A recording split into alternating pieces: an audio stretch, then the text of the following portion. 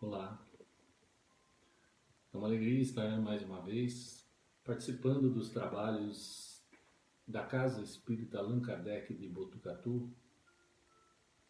Com muita alegria, cumprimento a todos neste dia 16 de agosto de 2020. E hoje nós trazemos para a reflexão desta preleção o tema Vença o mal com o bem. Mas antes de adentrarmos a este tema, é necessário que nós tenhamos uma boa definição do que é o mal e também do que é o bem. E respeitando a definição de que cada um de vocês tem a própria, cada um entende por si mesmo o que é o bem e o que é o mal, eu quero dizer para vocês que, no meu entender, o mal é relativo e o bem também o é. Isso mesmo. No meu entender, o mal é relativo e o bem também é relativo. Aí você me diz, mas Heitor, como assim? Para mim, mal é mal e bem é bem. Não é verdade? Não, meu irmão. Eu estou certo que não é assim. Tanto o mal como o bem, ele é relativo ao grau individual da compreensão, do entendimento, da evolução, dos usos e dos costumes de cada pessoa ou de cada civilização ou até região. Repetindo, tanto o mal como o bem, ele é relativo ao grau individual de compreensão, do entendimento, da evolução e dos usos e costumes de cada pessoa, de cada civilização ou de cada região. Iniciaremos a compreensão desta afirmação que eu fiz agora, nos apoiando na lei do progresso. E lá no capítulo 18 do livro A Gênese, ela nos ensina que tudo na natureza evolui, tudo progride. Então, o homem evolui. O planeta Terra inteiro progride o tempo todo. Também as estrelas que estão nos céus, as galáxias, também evoluem, progridem. E o universo se expande o tempo inteiro, cada vez mais. Então cada coisa evolui à sua maneira, da sua forma peculiar, à sua condição atual. Recapitulemos lá no nosso passado, nos nossos estudos, de como começamos, que houve uma época em que éramos animais irracionais e em seguida nós evoluímos pela vontade divina para sermos humanos. Começando então na fase humanoide, lá na pré-história, como homens das cavernas. Naquela época, o homem era antropófago e o corpo do seu inimigo, por ser carne, era considerado alimento. As mulheres não eram esposas ou companheiras, elas eram apenas fêmeas. Logo em seguida, com a evolução, veio a convivência em grupos e passou a se chamar de tribos, iniciando assim uma pré-civilização. E com isso começaram a existir códigos de convivência social, uma espécie de códigos de leis que temos hoje. Nós éramos seres bárbaros que roubávamos, matávamos com a maior naturalidade.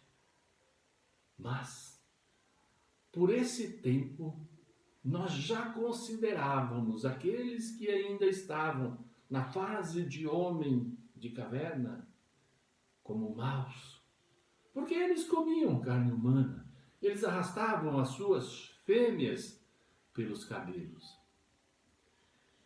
Da fase tribal fomos evoluindo para outras civilizações.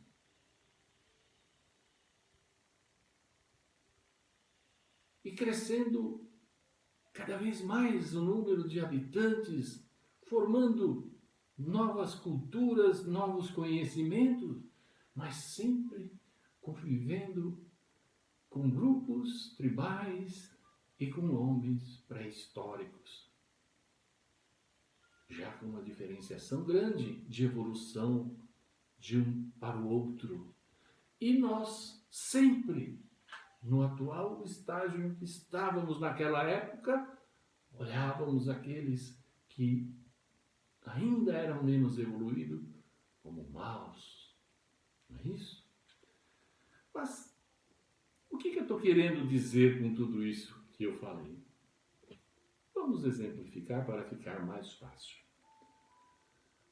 Vocês já viram ou se lembram daquelas balanças antigas, que a gente chamava balança de venda, que tinha 2 pratos.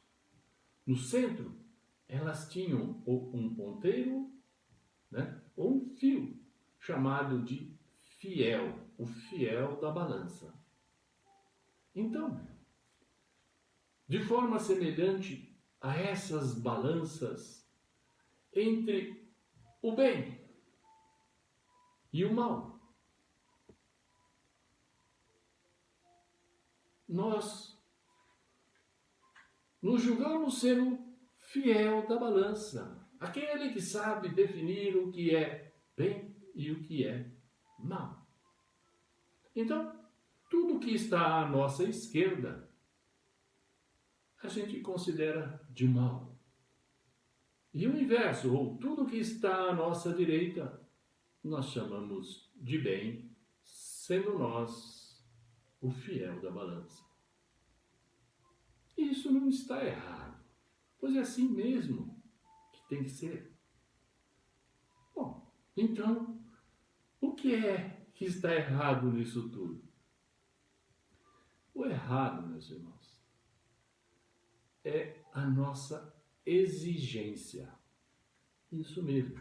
O erro está na exigência que nós fazemos para com os outros, para com os nossos próximos. Porque nós queremos medir o nosso próximo com a mesma régua que nós medimos a nós mesmos. É isso.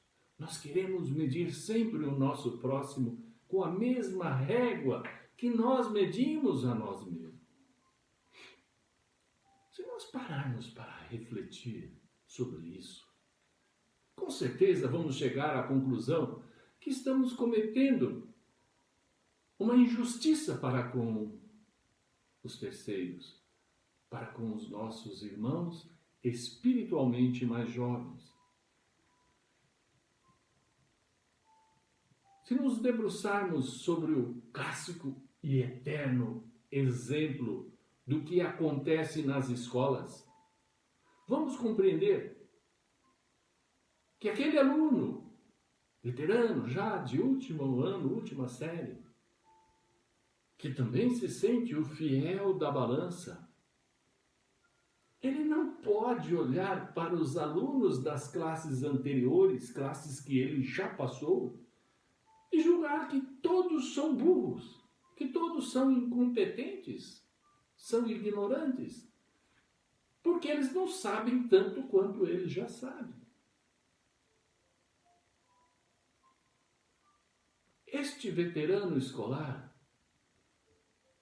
tem que ter a consciência de que os alunos mais jovens não tiveram ainda as mesmas oportunidades de aprendizado que ele já teve. Este sentimento que ele deve ter é chamado de indulgência.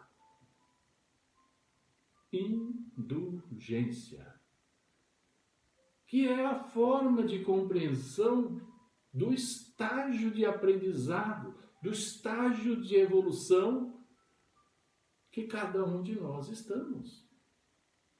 Ou seja, nós somos indulgentes quando nós compreendemos o estágio de evolução que aquele está.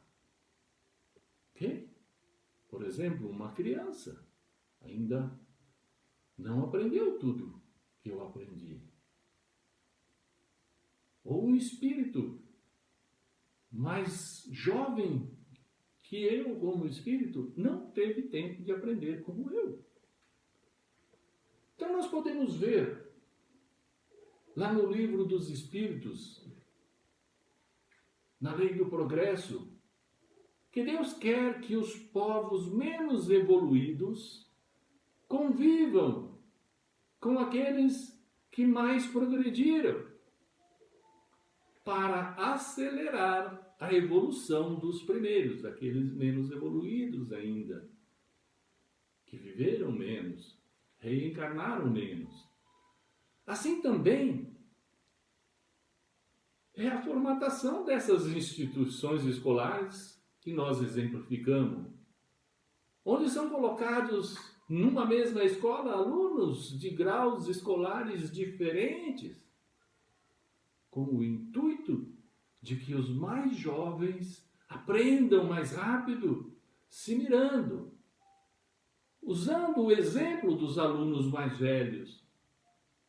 E lembrando ainda que esses alunos mais velhos servem de incentivo para os menores. Eu mesmo me recordo ainda pequeno, quando comecei a frequentar as salas de aula, eu fui elegendo ídolos entre os alunos veteranos. Porque tinha aquele que era o mais atleta, participava de todas as modalidades e em todas elas ele era o melhor. Se tornava um ídolo, meu e de muitos. Ou tinham aqueles que tinham melhores notas, participavam de competições, de maratonas, e eles sempre ganhavam pontos e mais pontos pelos seus conhecimentos, suas sabedorias. Ou então aquele colega veterano que participava da fanfarra e tocava vários instrumentos e todos eles se saía bem. Tinha também aquele que era o mais educado, o mais gentil, que tinha melhor conversa e que era então, por isso, o queridinho das meninas. Não era assim? E nós, pequeninos, prestávamos uma atenção e aprendíamos o tempo inteiro com todos eles. Não é verdade? Entre os povos, acontece a mesma coisa ou de forma semelhante. Em alguns países, os nossos irmãozinhos indígenas já estão totalmente integrados com a civilização. Mas em outros ainda, como no caso o Brasil, nós temos aborígenes que querem conviver ainda no seio da natureza. Tem outros que já querem sair do seio da natureza e conviver com a civilização.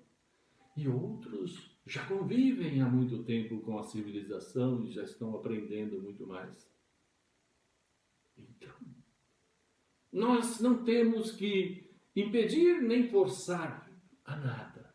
Nós temos que respeitar o momento evolutivo e a vontade de cada um deles. Em alguns países, principalmente os de cultura e religião islâmica, a menina, por volta dos 10 anos, ou quando atingir um peso superior a 40 quilos, chega a hora dela ser dada em casamento para um homem adulto. O que para a nossa cultura e entendimento é um mal, é um crime. Tratamos isso como pedofilia. Podemos ver então que cada ser vivente é uma individualidade, com uma carga diferenciada de experiências de vida e convivência nos mais antagônicos costumes dos mais diversos povos e épocas. Com toda essa bagagem de informação e experiência que cada um de nós adquiriu ao longo das centenas, às vezes milhares de reencarnação, é normal. E até devido à nossa pouca humildade, é normal que nos sintamos como o fiel da balança que define o que é certo e o que é errado, que define o que é o bem e o que é o mal. Então, isso nos eleva à categoria daquele aluno veterano que está no último estágio escolar e, portanto, nós temos que, como ele, lançar mão da indulgência, da tolerância, da paciência com a forma de pensar e de agir de cada um dos nossos irmãos que entendemos como menores, mais jovens, menos evoluídos. Isso não quer dizer que nós temos que andar por aí sem se preocupar com nada, fazendo, eu costumo dizer, cara de paisagem, achando que tudo é lindo, tudo é maravilhoso, está tudo certo, não precisa se fazer nada e deixa tudo na mão de Deus. A nossa sábia doutrina nos ensina que o nosso maior objetivo nessa encarnação é o de aprender e progredir, evoluindo sempre. Acontece que muitos de nós pensamos que progredir, evoluir, é apenas ler centenas de livros, por exemplo, da doutrina, ou então decorar o Pentateuco, os 5 livros doutrinários, e ainda assistir 1 ou 2 palestras por semana. O estudioso faz isso durante 30, 40 anos e ao final da vida ele pensa assim: eu tenho certeza que eu evoluí muito nesta minha encarnação. Será? Pensem comigo. Se uma pessoa estudar 9 anos do ensino básico, 3 anos de colegial, 1 ano de cursinho, 5, 6 anos de medicina, se forma médico, faz residência, depois mais 2 anos de pós-graduação, 2 de doutorado, 3 de mestrado, não satisfeito, ele sai pelo mundo a estudar mais 8 anos de medicina oriental, aprende todo e qualquer tipo de medicina que existe no mundo afora, visita todo e qualquer museu que fala sobre medicina, lê todos os livros desta ciência e quando chega aos seus 60 anos, ele morre. Sem nunca ter curado um só doente, sem ter atendido um único paciente. E eu pergunto, esse estudioso foi um médico ou foi um estudioso da ciência médica? Eu já respondi, né? O mesmo se dá com o estudioso da doutrina, que nunca aplicou aquilo que aprendeu, que a ninguém ele serviu, e somente de informações e mais informações ele se abasteceu.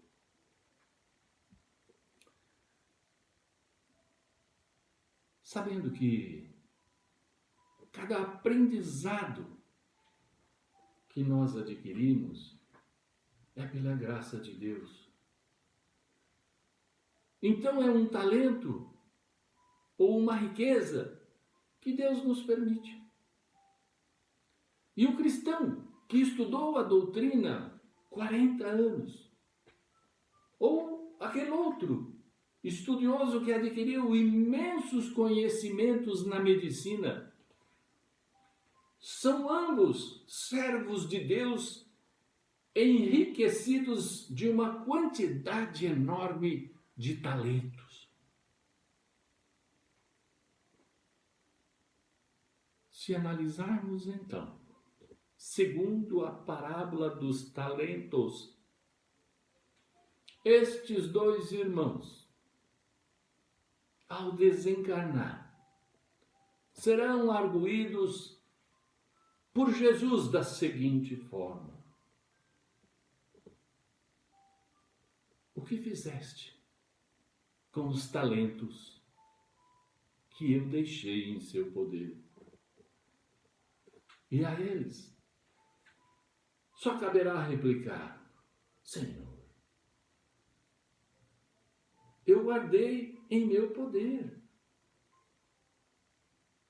E a tréplica de Jesus será: ó servo mau e infiel, passe já à minha esquerda. Nós já estipulamos que esquerda é o mal, é o lado ruim. E por que vai acontecer isso? Porque tudo que recebemos, mesmo que para isso tenhamos que ter colocado o nosso esforço, o nosso empenho, pertencem a Deus. E devemos compartilhar, dividir e com eles ajudar o nosso próximo. Devemos então fazer o nosso próximo progredir ao nosso lado, juntos, evoluir conosco.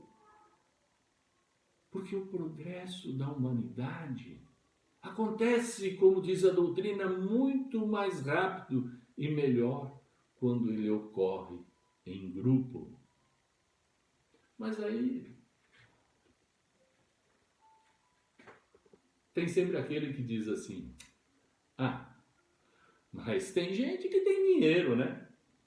Tem gente que conhece muita gente, tem muitos contatos, então pode fazer muitas coisas, né, para o próximo. Enquanto que eu não tenho condições, não conheço quase ninguém, não posso fazer nada por ninguém. Se isentou de tudo, né? Mas eu te digo que o que realmente tem valor não é quantas pessoas podemos ajudar. Exemplificando mais claro, não é quantas pessoas vão assistir este vídeo. Não é isso que vai valorizar esse meu pequeno trabalho. Mas sim, o quanto de amor eu ponho nisso que eu faço. Então, aquele que não tem posses, o que importa? Mesmo que ele ajude uma pessoa, um pouquinho só que seja, o importante é o amor que ele põe naquilo que ele está fazendo. Não é na quantidade, é no amor empregado. Estando agora ampliada a nossa visão e entendimento sobre o bem e sobre o mal, vamos utilizar um raciocínio lógico sobre como devemos agir conforme está estipulado no nosso tema de hoje. O nosso tema é vença o mal com o bem. Então, como podemos agir para vencer o mal com o bem? Partindo, então, da premissa de que todos nós, encarnados e desencarnados, somos espíritos imortais. Ou seja, mesmo morrendo o corpo físico, o espírito continua vivo. Nós então podemos antever de que qualquer desentendimento, qualquer desavença, qualquer briga, raiva ou ódio que nutrimos por algum adversário ou ele por nós, isso não vai se extinguir com a morte do corpo do pseudo-inimigo, do nosso pseudo-inimigo. Porque ele vai continuar vivo do lado de lá e vai continuar nos vendo e nos perseguindo, enquanto que nós ficaremos aqui em desigualdade de condições, porque nós não o estaremos vendo e nem ouvindo,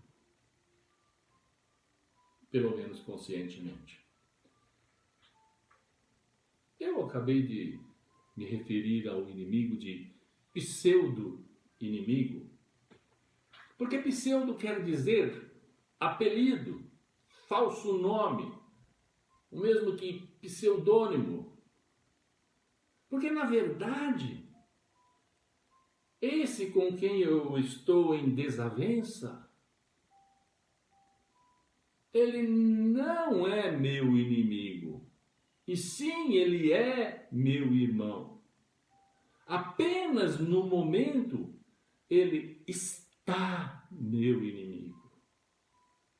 Mas não será meu inimigo para frente, sempre. Enquanto que ele é meu irmão, porque é meu irmão em Deus, e ele será meu irmão para sempre. Por outro lado, quando for a minha vez de desencarnar, lá nos encontraremos.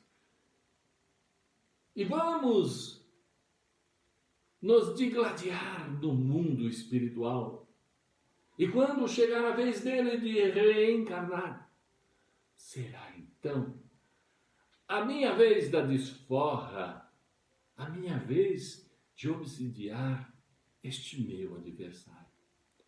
E assim, nessas alternâncias, uma vez eu cair lá e vice-versa, o tempo irá passando. Vidas reencarnadas ocorrerão. E os embates de nós dois bicudos não se beijam, não é? Os embates de nós dois bicudos continuarão por muito e muito tempo. Sobre isso, vejamos o que diz textualmente a nossa doutrina. Ela diz assim: a morte, como sabemos, não nos livra dos nossos inimigos. Os inimigos vingativos perseguem muitas vezes com o seu ódio no além-túmulo, ou seja, no pós-morte, aqueles com os quais guardam rancor. O espírito mau espera que o outro, a quem ele quer mal, esteja ainda preso ao seu corpo e assim menos livre, para mais facilmente o atormentar, para ferir os seus interesses, ou ainda nas suas mais caras afeições, que são os seus familiares. Neste fato reside a causa da maioria dos casos de obsessão. O obsidiado e o possesso são, pois, quase sempre vítimas de uma vingança, cujo motivo às vezes se encontra lá atrás, em existências anteriores, e a qual o que a sofre deu lugar pelo seu proceder. Mas para solucionar isso, tem um ditado que diz assim: é melhor um mau acordo do que um bom combate ou uma boa guerra. Quando fazemos um mau acordo, o bom disso é que todos saem ilesos, sem se ferir, todos se salvam. Enquanto que mesmo estando em vantagem, e assim estarmos em condição de ter um bom combate, aquele combate onde eu estou em vantagem, é sempre certo que se eu decidir pelo combate, ao invés do mau acordo, o bom combate é sempre certo que todos sairão perdendo, todos sairão machucados, e o risco da situação se reverter de bom combate virar um mau combate, esse risco sempre existirá. Por isso que tem uma célebre frase que Jesus diz para nos ensinar isso. Antes de fazer a sua oferta ao Senhor, vai e reconcilia com o seu adversário. O que nós entendemos por oferta ao Senhor? Vai lá e dá o dízimo, dá o dinheiro, está tudo certo. Não. Oferta ao Senhor é se doar ao Senhor. Nós temos que nos dar para Deus. Nós temos que dar o nosso trabalho para a causa do nosso Pai. Nós temos que trabalhar em conjunto para que todos possamos evoluir juntos e melhorar o conjunto todo do planeta, do ecossistema, das constelações, todo o universo evoluir junto. Ok? Então, a oferta que Deus quer é o nosso coração, a nossa disposição de trabalhar com Ele. O ensinamento de Jesus diz textualmente assim: entrando no templo do Senhor, ou seja, procurando ser um discípulo do Senhor, deve deixar fora todo sentimento de ódio e de animosidade, todo mau pensamento contra o seu irmão. Ok? Você vai trabalhar numa equipe de amor, como é que você vai entrar lá cheio de ódio? Então ele continua dizendo: deixai a vossa oferenda junto do altar, e ide primeiro se reconciliar com o vosso irmão, se quiseres ser agradável ao Senhor. Ok? Se quiser agradar a Deus, reconcilia-te com os teus inimigos. E Jesus diz mais: perdoai, usai de indulgência, sede caridosos, generosos, pródigos até do vosso amor. Dai, que o Senhor vos restituirá. Perdoai, que o Senhor vos perdoará. Abaixai-vos, que o Senhor vos elevará. e humilhai-vos, que o Senhor fará com que se assente à sua direita. Então, de que adianta eu querer servir ao Senhor? Com isso, seguindo na senda de Jesus, que é o nosso mais perfeito irmão, o nosso melhor exemplo, de que adianta eu querer copiá-lo?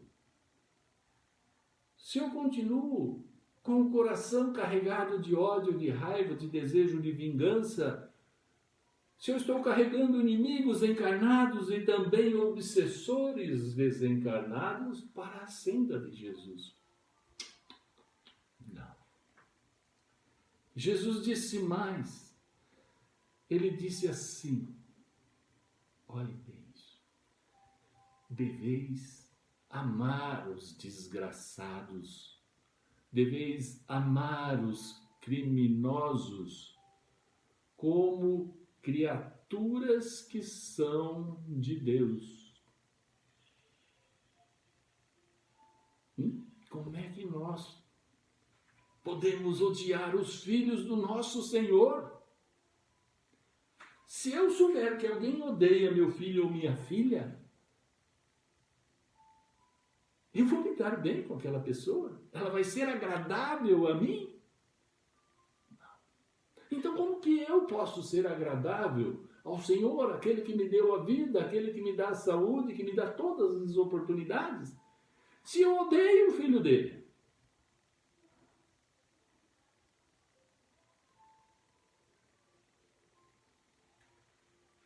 Então, repetindo, para ficar bem claro, deveis, disse Jesus, amar os desgraçados, os criminosos, como criaturas que são de Deus, as quais o perdão e a misericórdia serão concedidos se eles se arrependerem, como também a vós será concedido se arrependerem pelas faltas que cometeis contra as leis de Deus. No nosso Evangelho, lá no capítulo 12, amai os vossos inimigos, tem um subcapítulo que diz assim, de encontro com o nosso tema, né? Retribuir o mal com o bem. Ou seja, vença o mal com o bem. E o item 1 fala, amai os vossos inimigos. Fazei o bem aos que vos odeiam e orai pelos que vos perseguem e também pelos que os caluniam, a fim de serdes filhos do vosso Pai, que estás no céu, e que todo dia faz levantar o sol para os bons e para os maus, e faz também que chova para os justos e para os injustos. E tem aquelas frases célebres de Jesus. Uma delas ele fala assim, toda resistência orgulhosa terá de cedo ou tarde ser vencida.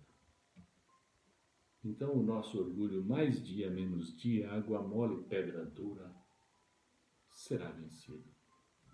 E Jesus continua dizendo assim, em outra frase célebre, bem-aventurados são os brandos e os pacíficos, porque herdarão a terra.